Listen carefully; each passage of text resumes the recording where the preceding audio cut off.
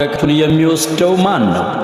ታላቅ መንፈሳዊ ጥሪ በኢትዮጵያ ኦርቶዶክስ ተዋሕዶ ቤተክርስቲያን በአርሲ ሀገረ ስብከት የአርሲ ጉና ደብረመዊ ቅዱስ ሚካኤል ቤተክርስቲያን በንግሥተ ነገሥታት ዘኢትዮጵያ ዘውዲቱ ዘመን እንዲሁም መልካም ፍቃድና ትእዛዝ በ1918 ዓመተ ምህረት በጨርብ ድንጋዮችና በልዩ አሰራር ታንጾ ለአገልግሎት የበቃ ደብር ነው።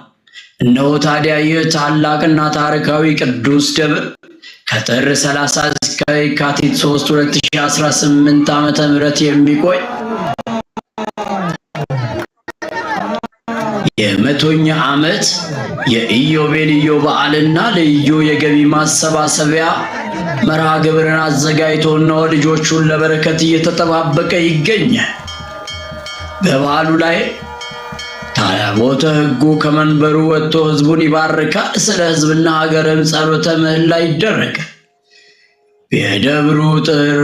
የደብሩ ጥንተ ታሪክ ተአምራት ይዘከራል። የከበሩና እድሜ ጠገብ የሆኑ በተለያየ ዘመንና ጊዜያት ከልጆቹ ከነገሥታትና ከመኳንንት የተበረከቱ ንዋያተ ቅድሳትና መዛግብት የብራና መጻሕፍት በደብሩ ቤተ መዛግብት ሙዚየም ይጎበኛሉ። አባቶች፣ ሊቃውንት፣ መምህራን፣ ዘማሪያንም ተጋብዘዋል።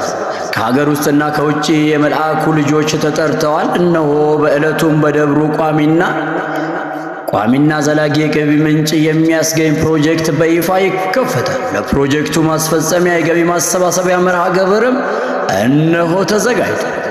እነሆ ታዲያ እናቶች ምግብ መጠጡን አሰናድተዋል። ልጆቼ ኑ በማለት ላይ ይገኛል።